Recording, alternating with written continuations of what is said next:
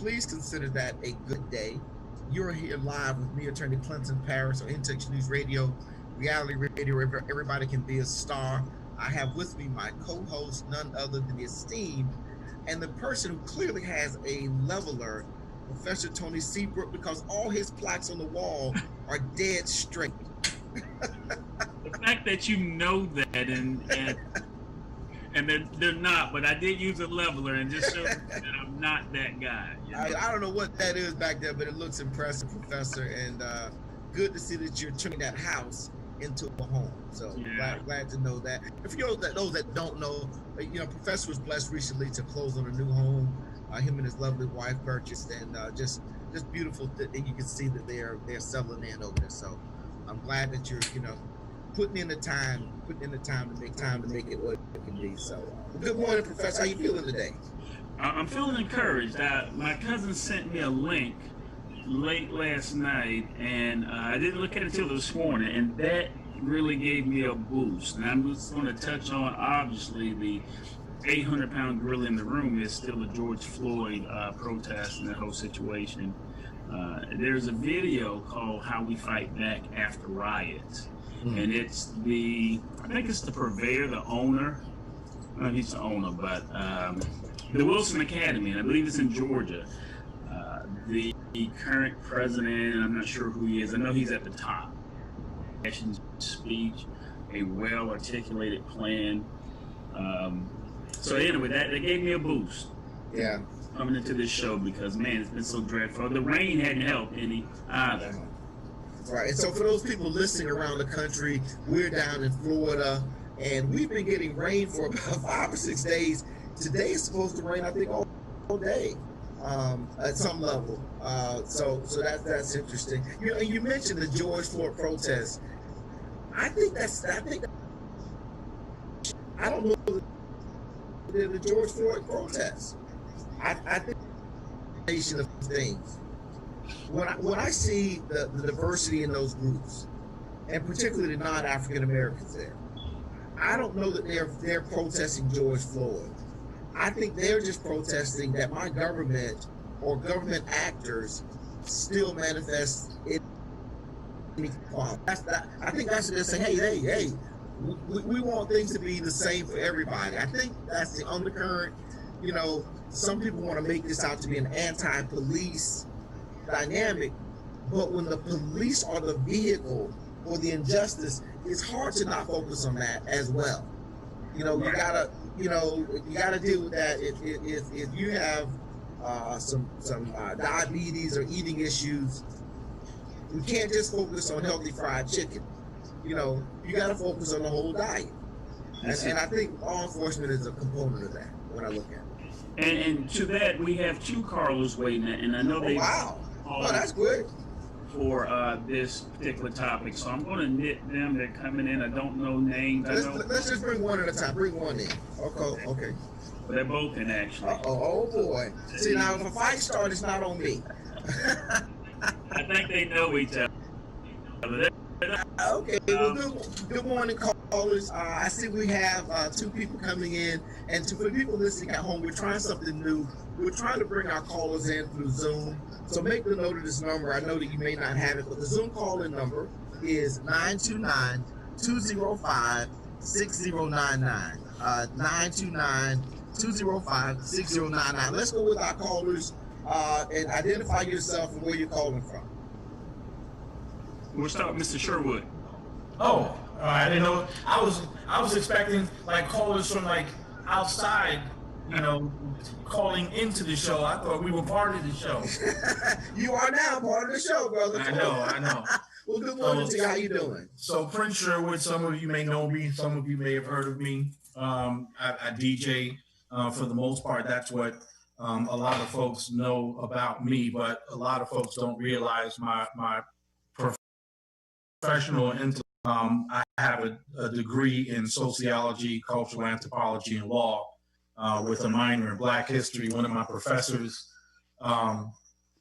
that actually changed my entire way of thinking was none other than the legendary Amiri Baraka. If you don't know who Amiri Baraka is, it's equivalent to me learning from Malcolm X himself. Gotcha. Outstanding. So go ahead, and who else do we have here with us?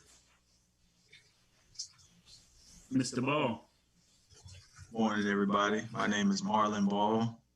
I'm a school administrator for a high school, international educator. I have a master's degree in ed leadership, been an activist and a historian for many years now, and I'm happy to join the conversation. And I recognize several faces in here. What's up? Mr. Johnson. Well, let's go ahead and say, what part you guys with? Let's go ahead and put that out there. My wife told me not to speak on it because I'm not free. But, just put it out there. How about we say that all the things that matter are the same? How about that? We say that for all the things that matter, it's the same. We'll leave it at that. How about that? Right, what's on your mind? What's on your mind this morning? I mean, it's an interesting time in America. It's an interesting awakening, I think. Yeah. And we're talking about I had an arrow focus. I said to George Floyd, and so you guys pretty much heard the commentary if you were listening to the show through the link. So that's where we want to start off. And again, both of you guys have a educational background. I want to diminish it, but to group it that way. Well, how do you see this protest taking off, and where are we going with it? I guess I'll take a stab at that, and set a somber tone about it. But we have multiple elements in this protest. Every single time we have an issue that's going on, we have multiple elements that take the shape as a protest. You have people who are genuinely sincere and fed up and tired and want to affect change, and so they lend their energy, to that effort. They want to be part of, molecules that come together to formulate a new body to institute change.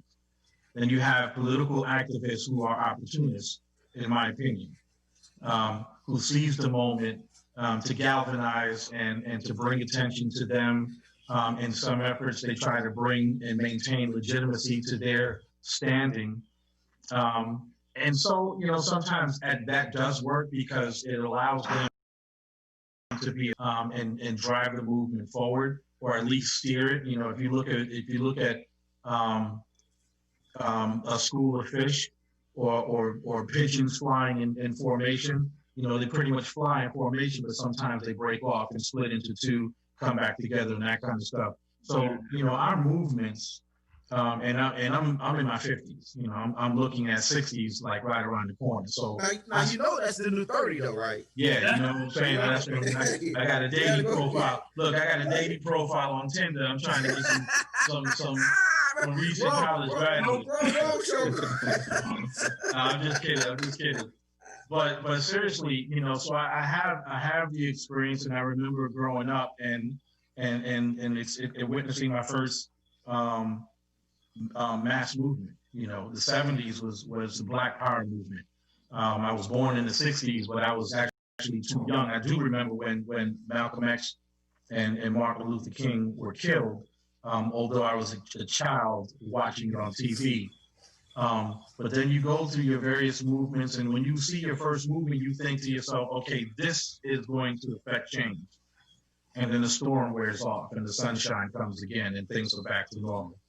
And the cycle repeats itself over and over and over and over again. In that context, though, Parris, I think it's kind of like a wave washing away at a shoreline. So you're saying the wave would erode? It erodes? It goes up a little bit, and the next time it washes a little bit. And if you're sitting there watching, you can't even see the change. But if you leave and come back 6 months later, I see what you're saying. Incremental. Mr. Ball, I love your perspective from an educational dynamic on bleeds down into education, because I tell you, I learned very little about Black history. I learned more about European history. We spent probably a year and a half on the Black Plague and what it did to Europe and the redynamics, and how the World War I redid world power. Then I learned about America's history itself, How do you think these protests impact the educational arena? Well, I mean, many people are afraid to speak on controversial topics because they're afraid of being fired. So there's always professional consequences for anybody who speaks truth to power. So, I mean, you'll have some teachers who will take a risk and use these topics in maybe U.S. history or American government or something like that. But for the most part, we'll all just go back to school and act like it never happened. And that's been the history of this country. We can't say that when we're not even allowed to speak on our realities. And that's always been applied to mine. I'm surprised at the level of outrage that many people are having now, because 15 years ago, when I was outraged, people said that it was not of God for me to be angry about what's going on. People said that it was wrong to be angry. Now everybody has this fake outrage, so I'm kind of questioning whether or not it's genuine or just a trend. Because, you know, my generation, the millennial generation, they seem to pick on to trends rather than to be genuine in what they're saying. So right, it could be a good teachable moment for a lot of kids who know nothing, absolutely nothing about Black history or societal issues, but it probably won't. You know, and particularly our generation, and maybe our, you know, there's a group of Americans who just, even at your working class level, because compared to what our parents and grandparents dealt with, they were confronted with the racism and injustice, so that, you know, it wasn't sugarcoated at all. It was go around back and we'll hand you your plate. You know, they didn't pretend like you can come in a restaurant and by accident we just happened to sit on the Black folks over there. They didn't play that. It was straight on frontal. It's been much more subtle how we've seen the racism and stuff. But what is your take on this? And I want to get Professor to chime in on this. Is the diversity in the protests? I'm not going to give them the outrage, because I think a lot of people are bored. The amusement parks are closed. They can't go to the bar. They can't hang out with their friends, go to movies. Hey, how about a protest, y'all? Let's meet up there, and I'll bring some sandwiches. Yeah. And I would say, the participation. Go ahead, Professor. Well, that millennial generation is kind of naturally bred for that type of action. I don't think they're afraid to get involved. Now, sometimes they're misinformed, misled purposely, but we need their action. So we'll tell them what we need them to know, because we need that action. To their point also about the concern, something you and I talked about last week, or I mentioned last week, Muhammad Ali, I had the shirt on because he was willing to put skin in the game, stripped of his title because he had an issue with the Vietnam War. That's where we are today. And I've been saying this from day one, this conflict, this killing is different. And I think it sparked a different note. Protests kind of take on a different, now we call them protests, we call them riots. Demonstrations. You know, like demonstrations, right? I don't know. Real quick, hold that thought real quick. I just want to say that protesters and looting are part of. I'll address that later. Continue. Okay, go ahead. So anyway, at least in higher education, there is some wiggle room. You know, they have that AAUP, the American Association of University Professors. So you have some leeway in higher education to address these hot topics, as long as you can streamline it in a way that is kind of along with the coursework, and it's educational. K through 12 a bit different, but it's still across the board. I think this protest, right, I don't know, it just crosses all boundaries. There's no one leader of it, which I think actually is now to a fault, because where do we go from here? Had a lot of protesting, had a lot of, call it what you want, rioting, looting, but where do we go from here? How does it take a definitive shape? And that's my concern. One real quick.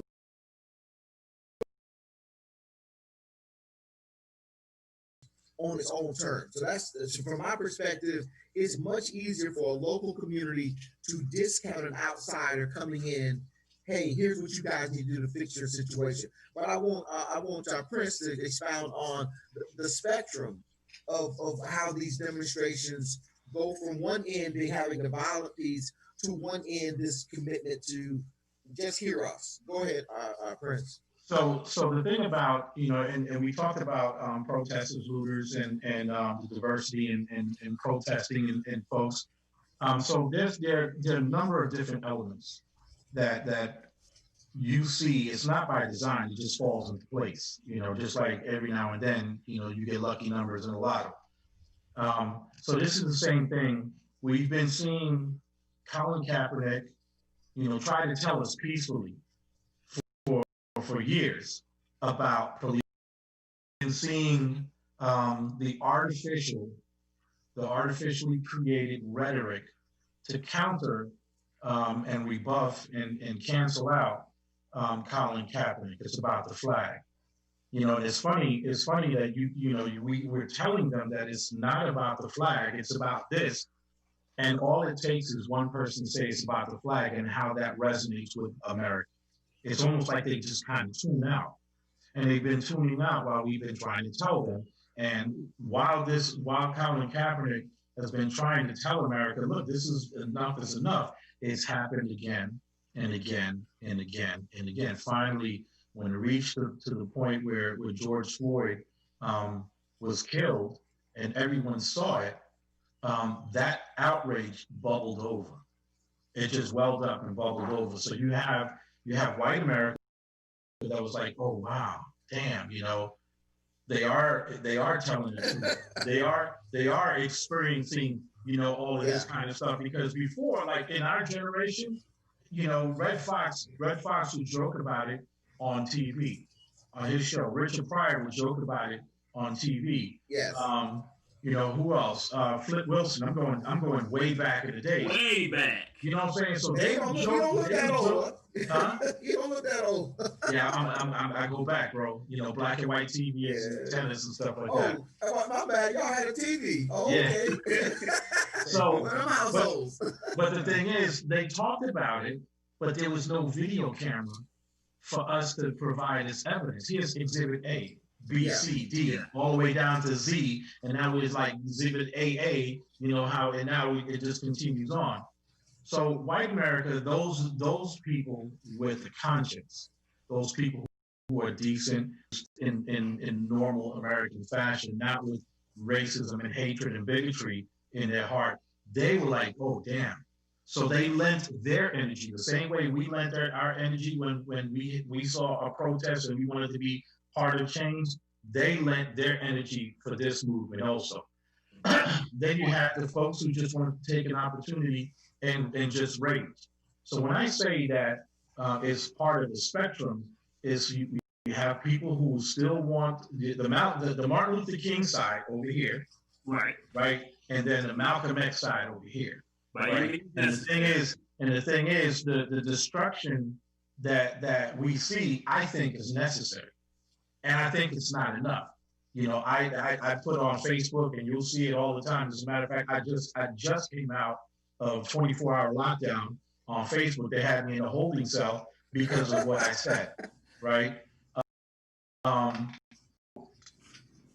don't want to lose my train of thought. While you're doing that, I'm also Mr. Sherwood, I'm going to bring in a state candidate. We want to kind of get this topic wrapped up in the next 5 minutes. She's a state candidate, state Senate candidate in St. Pete. So she's going to chime in on this. And so real quick, let me wrap up by saying this in terms of a political spectrum. So diplomacy has, it's calm era, dialogue.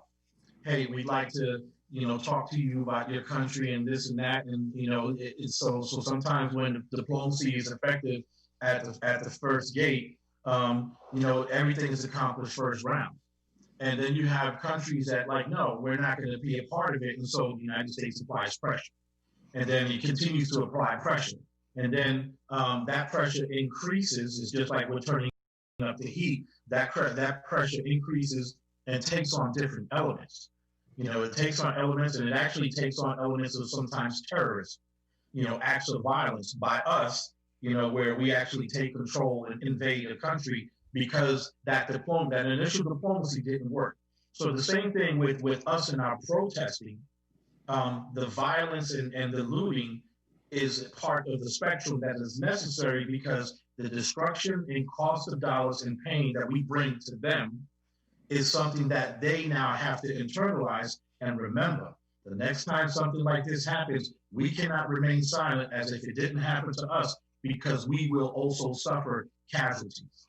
Hey, Professor, before you bring in our next guest, I'd love to hear Mr. Ball comment on kind of how you see this manifesting in these our students and where it leads them. I really don't have any deep knowledge about it. I think that they see it on TV, but it's just another trend.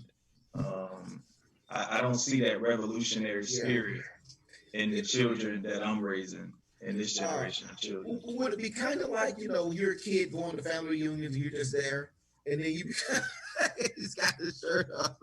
Yeah, they wouldn't even know who that is. Yeah, they don't know who Che Guevara is. Listen, man, we look. I'm gonna let you go right this, Professor, because he knows this, y'all. I took my kids to Cuba. We gonna go on the property. We gonna go walk and talk and stand in front of the monuments. I am Cuban. I am Cuban, by the way. Well, listen, guys, man, I want to encourage you guys, man, to stay engaged, stay involved, man, do what you can do to make a change in this community.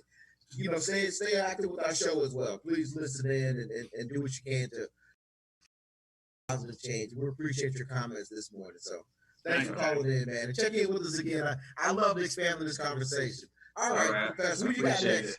Take care, man. Who you got next for us, Professor? We have Dr. Palin, and I'm okay. So we are. Where is she? Okay, she's here. All right. Let me unmute her. Okay. Is she just on telephone? Yes. All right. Dr. Palin. Good morning. How are you? Good morning. Well, how are you feeling? Good. How are you?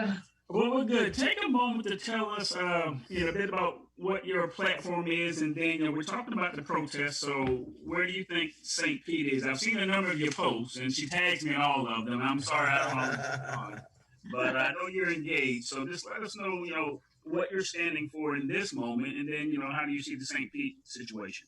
Sure. Well, my biggest, platform is criminal injustice system. I don't even call it the criminal justice system anymore. So, the police misconduct and prosecutorial misconduct with upcharging by prosecutors for years, making people plead to crimes that they didn't commit is really the number one thing that I want to change in one sweep, really getting in. I've already written the bill. There is a way to change this and to make it definitely more just and, to level the playing field. But, all of this is now playing out. This is just boiling over. The police misconduct and brutality and prosecutorial misconduct is now all, right in front of our eyes with George Floyd. But it's always been in front of our eyes. We don't need that much evidence and that kind of, horrendous and horrific evidence to recognize that this is really a pandemic, if not an epidemic in Florida, this kind of police brutality and misconduct along with prosecutorial misconduct. In St. Pete specifically, I can tell you, one of the things that Malcolm X always says, that the newspapers will have you believing the innocent is guilty and the guilty is innocent. And that's exactly what's happening. I've been on the streets in St. Petersburg, but when I read the papers don't jive with what I'm seeing. And I'm seeing it right with my own eyes. People are peacefully protesting. They're trying to back down. They're trying to draw back. But still, the cops are just very aggressive. Those arrests that they made on Tuesday night were excessive. They were putting people down on the ground. Just same thing what we were seeing, really. No reason. And what I have decided with a couple of other people that are in the community, I'm going to start a petition that says that all of these people, we've already have a GoFundMe page to bail everyone out that was arrested. But I want to go one step further. I want to make sure that we call on the prosecutors in both Pinellas County and Hillsborough County not to press charges onto any of these protests, because a lot of people were on probation.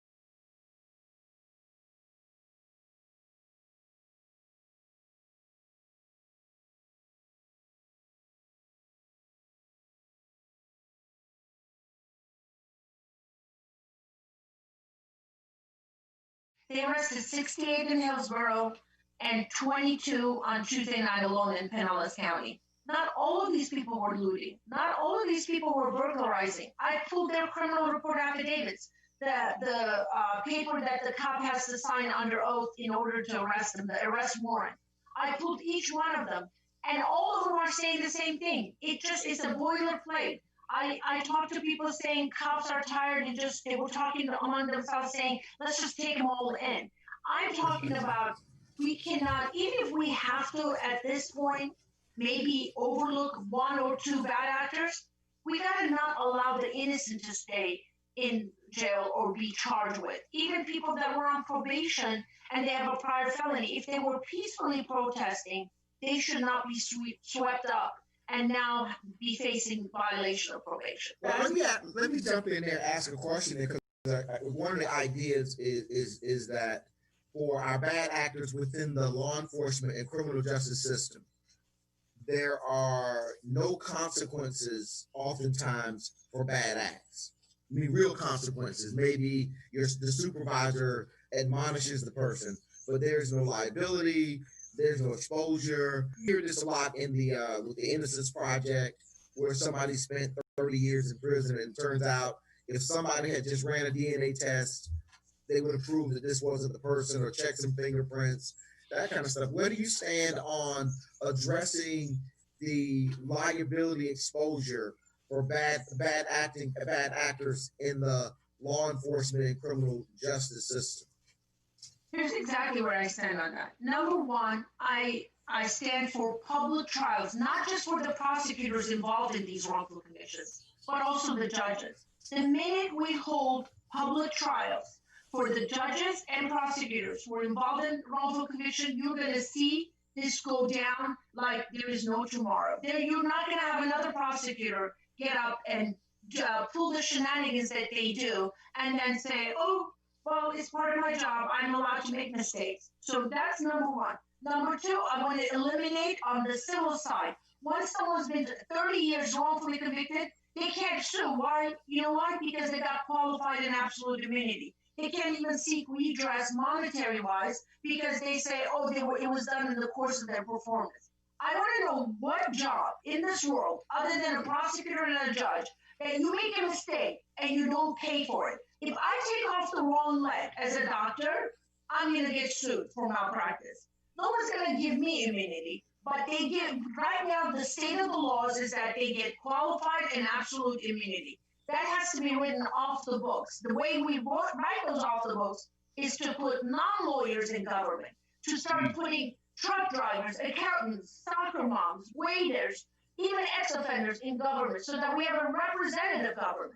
Well, let me push back on that, because my first thought is the backstop of all of this, in theory, is the jury. Isn't that where the soccer mom and the accountant, they have their say? Listen, this is a very good question you asked. The jury, the way that it is when it's impaneled in trials, in civil and criminal trials, is manipulated by the judge, and in criminal trials by the prosecutors. 100%. I've sat through numerous jury trials in Hillsborough and Pinellas County, and the way that they have the rules, they tell the jury, first of all, the jury never gets to hear what the punishment's going to be. So if someone had a little petty theft, let's say, and they're on trial, they don't get to hear that the judge that the law actually allows them to go to prison for 5 years. Christina, so we're being told we got our producer, we've got to take a break. If I could, give me, if you would say, your top 3 platform things, if you're elected, these are the 3 things you do. The first thing that I would want to do is what we just talked about, to eliminate this lack of accountability for the judges, prosecutors, and cops. They're regulating themselves. We need a civilian oversight committee with subpoena powers that oversee the conduct and the prosecutions in the criminal justice system. There's no question about that. That's the number one thing. It has to be civilian oversight made up of everyday people that oversee the conduct of the judges, prosecutors, and cops. We need to eliminate qualified and absolute immunity so that they are responsible in their pockets when they make a mistake, intentional or unintentional.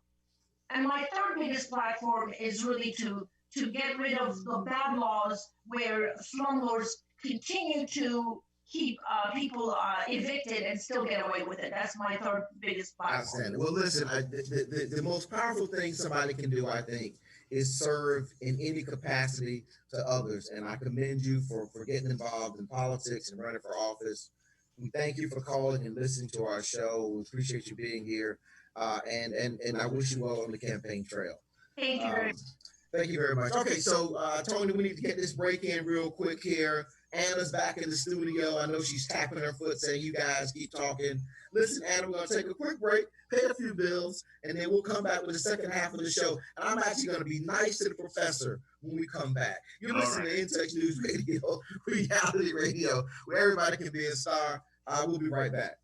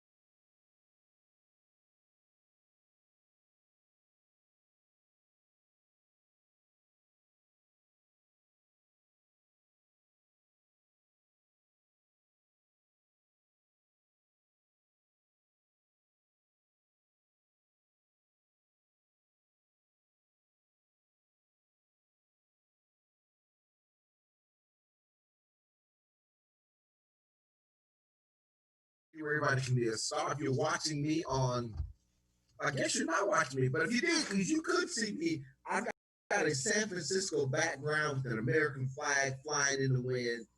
Because listen, this country from shore to shore, coast to coast is bountiful and a great opportunity. And I love watching it lurch forward towards becoming more of the ideal place that the founders really thought about that was beyond their reach, because it just, they couldn't see it. And so we're in I think a great time of growth and progress in America, Professor. And one of those things that jumped out at me, and I said I was going to be nice when we came back. Yes. Was the unemployment numbers that came out. Yes, the biggest on record. You just hate it. The reason why you just you want to be nice is because you hate the fact that we got that. I mean, I think they said 2.5 million jobs. Unemployment dropped down to 13 point something from 13%. Yeah. So, I mean, that's all great news. I don't know how anyone can contest that or construe that any other way. Americans back to work. I think what may be the biggest issue is, well, let me stay with that. We're in phase 2 now, right? And forward anyway. So bars are back open, have 50% inside, full capacity outside. Museums, competitive sports, the whole nine. So we're coming back. And you best believe it's going to roll back. Now, are we going to get back down to or 3 point, whatever we were for unemployment. No way. I don't see that happening by November 3rd. But guess what I see happening? I see it rolling back. I see it going under 10% easily, quickly. And I see Joe Biden having an issue in that area. Why? Joe Biden doesn't have any motivation. He lacks energy in that area. His economic message is not a strong growth, positive message that people can really tie into. Joe Biden, right, because Joe Biden can only benefit from a failing economy. But typically, the person out of office, there's a reason that Donald Trump talked about how horrible the economy was, and that when he was out of office. And the day he got in office, before he got in office, it's horrible. The unemployment numbers are fake. You know, it is horrible. There was a change, and they don't change if things are if they perceive things to be good. And so I don't know that he's gonna paint the picture as rosy as you did. I would say this: you want to look at who's participating and who's not. Okay. The unemployment number itself, just looking at it, you got to look a little bit deeper. And one of the things that the reporter from CBS tried to point out to Donald Trump was, but the unemployment for blacks went up in the same period. It went up for African Americans. What does that say to you? And he just said, "You're a nasty person." Well, that's interesting. I'm glad you made that point. You're a nasty person for pointing out the truth. Well, I'm glad you made that point because when he was saying that unemployment was at its lowest, they wanted to dismiss that. See, we're talking about those. I don't think anybody wanted to dismiss it. Yeah. See, especially this reporter. No, what they want to dismiss is him taking credit for it, and implying that all is well with black folks in America because of when you say, Mr. President, there's an education gap, he'd say, well, unemployment numbers are the lowest African American. Mr. President, there's police brutality and justice. Well, they're the lowest economic numbers ever in history. Mr. President, black home ownership is not increased. It was at the lowest. So he never want to address any other issue because he alleged that this issue was where it was, and he extrapolated from that. That was because he was president. Everybody's like, I don't think so. If you look at the trend since probably 18 months after Obama came in office, the unemployment number had been coming down. So that's kind of, I think, I don't think anybody was saying no. They just like disagree that you should be taking credit because the sun rose when you walked outside. Well, I would give that more credence if they at least conceded that point. Well, this was the case before, but I'm talking about this. They're like, no, it's just bad. But unless you're going to... I disagree with that. See, that's an interesting thing. And this is one of our problems right now with Republicans and I think Democrats and the polarization of America, even white and black, is we don't hear each other. I won't say we're not listening. That's a different issue. We don't hear each other. Mm-hmm. Colin Kaepernick says, I'm kneeling to protest injustice, and other folks say, you're disrespecting the flag. And he's like, no, I'm not. Yes, you are. No, you know, and same thing in this context here. I think the objection of Donald Trump has been his unilateral credit that he's tried to take for all things positive in the economy. And so with this unemployment rate, they tried to point out to him yesterday in the Coast Guard, 13% right. But African-American unemployment went up. How do you explain that? And his explanation was, you're just a nasty person. Well, it was a gotcha moment because you can take that back to the coronavirus. When he was saying that before the U.S. numbers started going down, when the uptick was up, we didn't know how to contain it. And they were saying, these but these reporters doing these press briefs were saying, well, this country, they're going down. How come U.S. is going up? So when U.S. numbers are going down and Trump started bragging on that, and then they go, well, why are you making this a competition? I mean, he can't win. But to that point, we do have another caller. Okay. Don't know a name, so I'm just going to let them in. All right. Oh, they're muted. I will unmute them. Welcome to Straight Up the Middle. Caller, who do we have? This is Lisa in the DMV. And I want to say good morning. And I have a question, and I have a comment, or it could be a question as well. So what I'd like to ask first is, why is it so difficult to convict police officers? And also, you keep hearing that training is a huge part of this problem, but I think even a bigger, larger issue is part of the hiring process in trying not to hire racist cops, because I feel any amount of training, if you're racist, that's not going to remove that from you.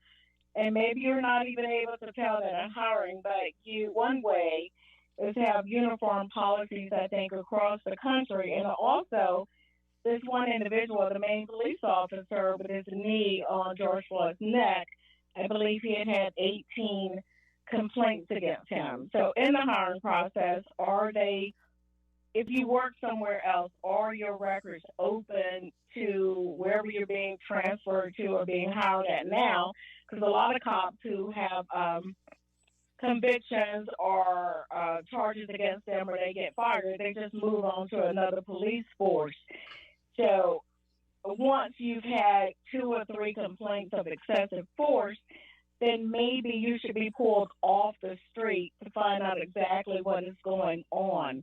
Because like I said before, no amount of training is going to stop you from being racist in your beliefs about certain people based on the color of their skin, which God gave to us. It's not like we picked our color, and I've never been able to understand why people just hate you because of the color of your skin. So that's a lot there. Take your pick. It's to both of you guys. Wait a minute, Lisa. Awesome don't you go running off this Don't call give that me a quick. difficult question again. Well, I'm going to ask you your own question. You asked us about the jury's convicting cops.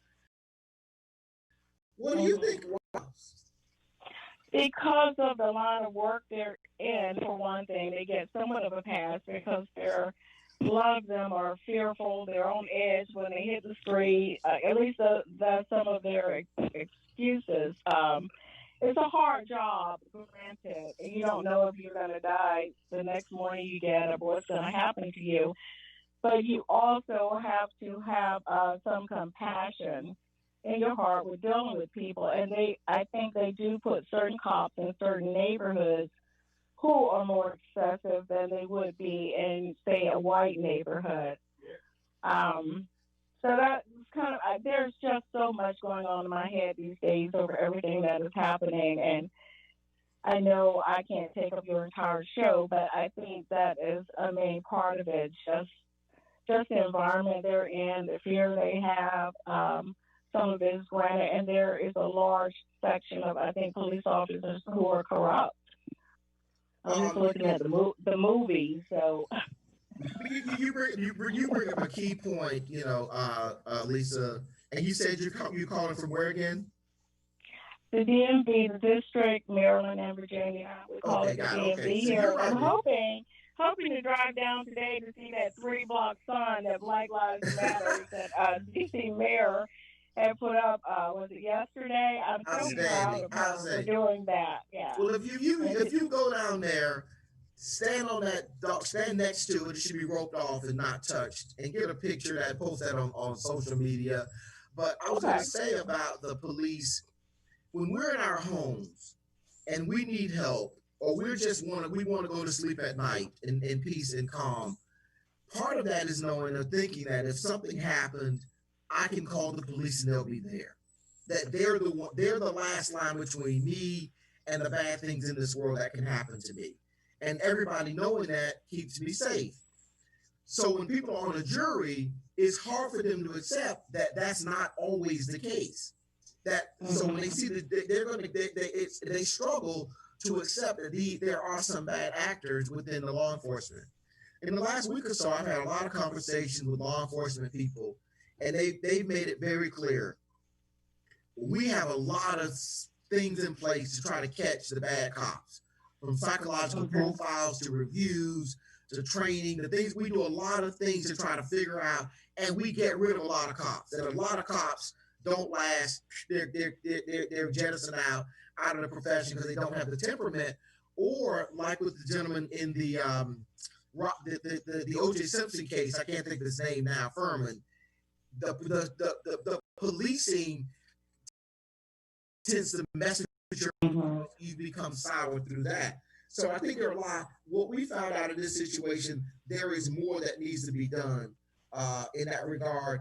And as it relates to the employment records, I think that most police agencies will say they try to do a very thorough vetting job. The reality is that it still happens. So that's pretty much it. Lisa, thank you for listening in. We appreciate you calling in. I'm going to be searching social media for that picture of that street. Okay. Yeah. Well, quickly, one more comment.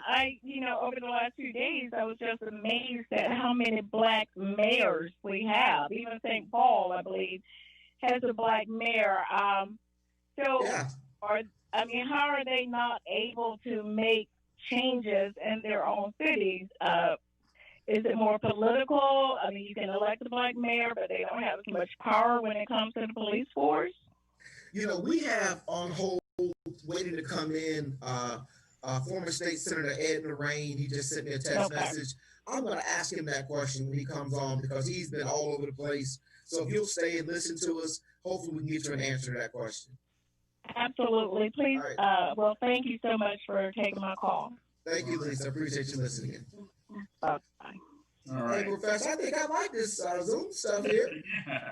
Now we don't have DJ CEO and jacking us up back in the studio. Well, I know Anna wouldn't do that to us. But go ahead, bring in our next call. All right. And he's coming in. Oh, he's coming in with a bossy. Headshot. Well, I know that's a lot of headshot. Go ahead, Professor. Yeah, before I'm going to unmute him, if I can. Maybe he has his own. Okay. Yeah. So, kind of speaking to one of the things that she said, and maybe Mr. Lorraine could comment on this, because I agree. I agree that it's in the hiring practice, but I also share concern that I don't think she quite said. I think she's alluding to it. This one particular officer, I think he was on the force 19 years.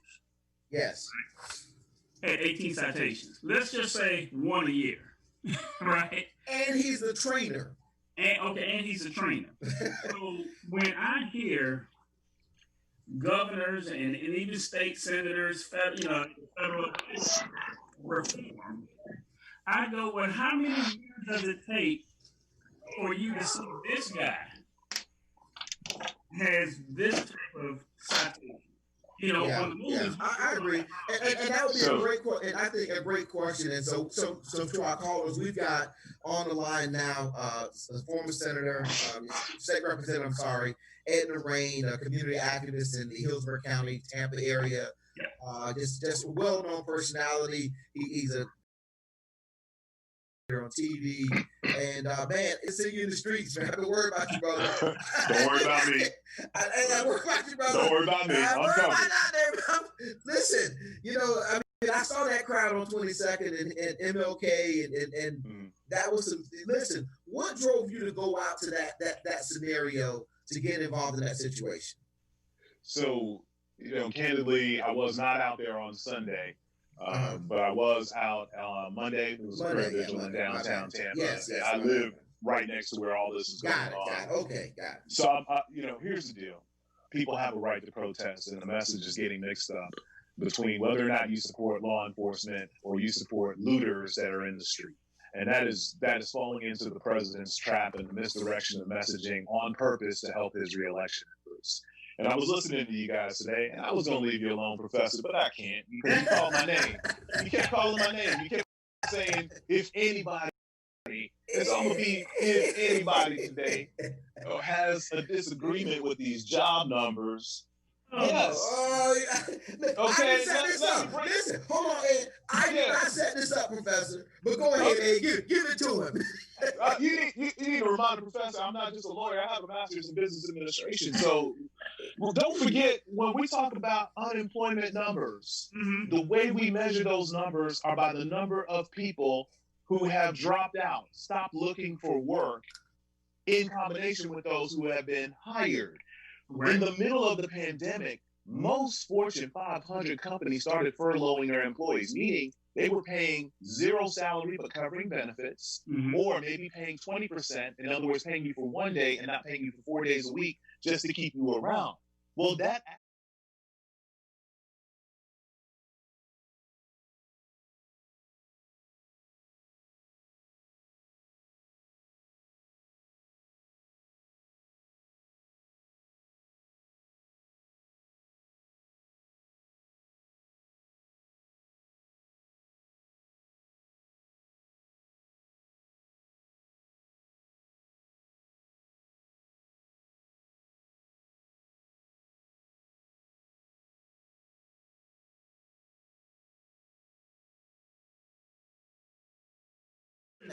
Yeah. What's that? so this is the What was thing. going bad, and then The what?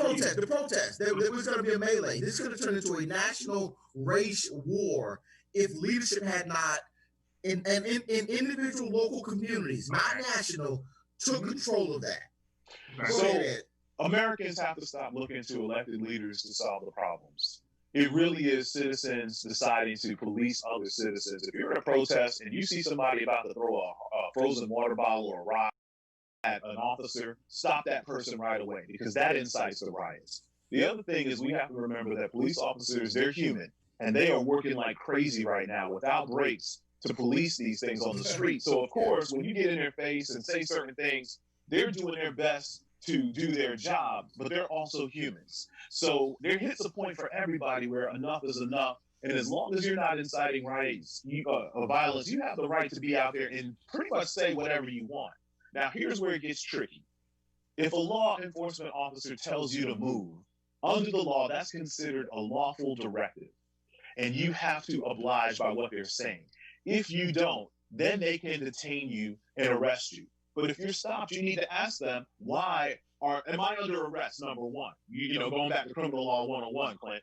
And if you're under arrest at that point, don't say anything. Let them put you in handcuffs and set you aside, because at that point, anything you say will be used against you in court if they read you Miranda. And honestly, they're not reading Miranda at this point in time because they're too busy trying to control folks.